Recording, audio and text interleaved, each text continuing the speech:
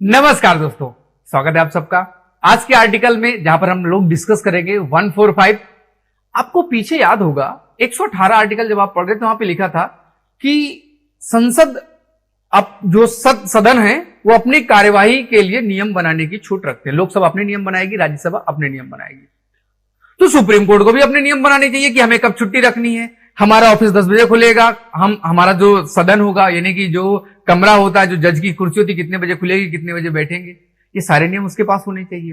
किस मामले में कितने जज आएंगे, ये भी सुप्रीम कोर्ट को डिसीजन लेना चाहिए। ऐसी कुछ बातें आज के आर्टिकल में हैं। बात करेंगे संवैधानिक पीठ में कितने जज होने चाहिए।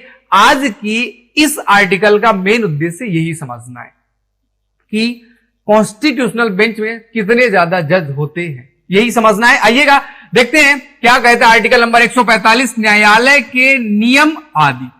सुप्रीम कोर्ट के जो नियम है कैसे बनेंगे, कौन बनाएगा, किस तरीके से बनाए जाएंगे, लिखा हुआ है, पढ़ लेते हैं। बट पूरा आर्टिकल देखिएगा, लास्ट में आपको कुछ अलग से फैक्ट आज इस क्लास में आपको देना पड़ेगा जो कि इंपॉर्टेंट है आपके लिए, वो मैं अलग से दूंगा। तो पूरा वीडियो प्लीज देखिएगा। क्या कहता है, संसद द्वारा बनाई गई किसी विधि के उपबंधों के अधीन रहते हुए उच्चतम न्यायालय समय समय पर राष्ट्रपति के अनुमोदन से न्यायालय की पद्धति, प्रक्रिया, साधारणतया विनिमय के लिए नियम बना सकेगा। कौन नियम बनाएगा? Supreme court. किस बेस पर बनाएगा? जो संसद ने नियमावली दे रखी है उसी नियमावली के हिसाब से काम करना है। अर्थात पहले डिसीजन किसने बना दिया? संसद ने पूरा खाका बना के दे दिया, क्योंकि कानून बनाने का काम संसद के पास है। संसद ने कानून बना के दे दिया, अब उस कानून को अपने लेवल पे लागू करने का काम किसका है? सुप्रीम कोर्ट का है। हालांकि जब सुप्रीम कोर्ट लागू करेगा तो वो राष्ट्रपति से अनुमोदन ले सकता है, पूछ सकता है, बता सकता है कि भाई ये वाला एक नई वैकेंसी ला रहे हैं या हम कुछ नया काम कर रहे हैं। कुल मिलाकर आप ये कहो कि सुप्रीम कोर्ट भी राष्ट्रपति से पूछ पाछ कर काम करने वाला है। इस आर्टिकल के हिसाब से अनुमोदन लेगा किससे? राष्ट्रपति के अनुमोदन से न्यायालय अपनी पद्धति और प्रक्रिया के नियमों को बनाएगा, नियम बना सकेगा। विनियमन लागू करने के तरीके यहां पर दिए गए। इसके अलावा बहुत कुछ लिखा हुआ है आगे, लेकिन हम पूरा नहीं पढ़ेंगे। यह आर्टिकल दरअसल बहुत बड़ा है और आपको समझ में भी नहीं आएगा, कंफ्यूजन करेगा। तो हम एग्जाम को ध्यान में रखते हुए चीजों को पढ़ेंगे। 145 में और क्या बातें कही गई हैं जो इंपॉर्टेंट है वो मैं आपको बता रहा हूं, वो ध्यान से सुनिएगा। जो इस आर्टिकल में अब इंपॉर्टेंट है, पूरा ऊपर का छोड़ दीजिएगा, काम की बात जो है वो सुनिएगा। इस संविधान के अनुच्छेद 143 के अधीन निर्देश की सुनवाई करने के प्रयोजन के लिए बैठने वाले न्यायाधीशों की न्यूनतम संख्या 5 होगी। 5 सुप्रीम कोर्ट के जज होंगे अगर कोई कंसल्ट पावर की बात आती है तो। अब सुनो और बात, केशवानंद भारती केस 1973 में 13 जजों की पीठ ने डिसीजन दिया था। अभी 370 पे डिसीजन आया है दिसंबर महीना 2023 में कि जो जम्मू कश्मीर में 370 धारा हटाई गई वो सही है गलत। तो संवैधानिक पीठ जिसमें 5 जज सुप्रीम कोर्ट के होते, उन्होंने बोला कि वो वैलिड है, उसमें कोई गलत नहीं हुआ। तो ये बात आपको याद रखनी। बाकी क्या लिखा हुआ मैं आपको पढ़ के बता देता हूं, नहीं तो आपको कहोगे सर जी आपने बताया नहीं।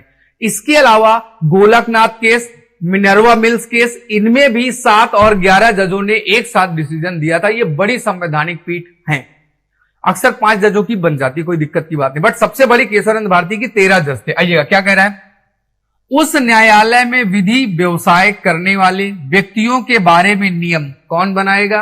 पीछे पढ़ लिया। अपील सुनने के लिए प्रक्रिया के बारे में, अपील संबंधी अन्य विषयों के बारे में। आपने सुप्रीम कोर्ट में अपील की, सुप्रीम कोर्ट में 34 जज हैं, कौन आपकी अपील सुनेगा? तो इसके लिए डिसीजन सुप्रीम कोर्ट बनाएगा कि अपील आएगी तो फलाने वाले जज साहब, ये वाले जज साहब, राम सिंह जज साहब, वो इस केस को सुनेंगे। पहले यहां पर आपको फाइल जमा करनी है, फिर फाइल इस इंग्लिश में जमा करनी है, जो उसको जो है हिंदी में जमा करनी है, इस खिड़की में जमा करना है। वो सारे नियम की बात कह रहा है कि सुप्रीम कोर्ट अपने हिसाब से देख लेगा। जिसके भीतर अपील उस न्यायालय में ग्रहण की जानी है उसके नियम भी सुप्रीम कोर्ट ही बनाने वाला है।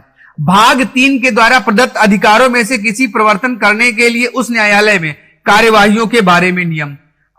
मूल अधिकार के लागू करने के लिए कोई नियम बनाना है, चेंज करना है, तो उसका भी डिसीजन किसके पास जाने वाला है?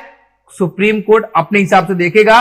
अगर कोई केस हाई कोर्ट में आ गया और सुप्रीम कोर्ट को लग रहा है ये गलत हो रहा है, इसे हमें देखना चाहिए, तो वो वहां से उसको क्या कर लेता है, बुला लेता है कि भाई सुप्रीम कोर्ट इस केस को देखेगा, हाई कोर्ट आप टेंशन मत लो। खंड 3 के उपबंधों के अधीन रहते हुए अनुच्छेद के अधीन बनाए गए नियम न्यायाधीशों की न्यूनतम संख्या नियत कर सकेगा जो किसी प्रयोजन के लिए बैठेंगे। कितने जज इस केस को सुनेंगे, कौन बताएगा, सुप्रीम कोर्ट वाली बात है। एकल न्यायाधीश खंड न्यायालयों की शक्ति के लिए उपबंध करने की पावर भी उसी के पास होगी। आगे तो आपको बता ही दिया।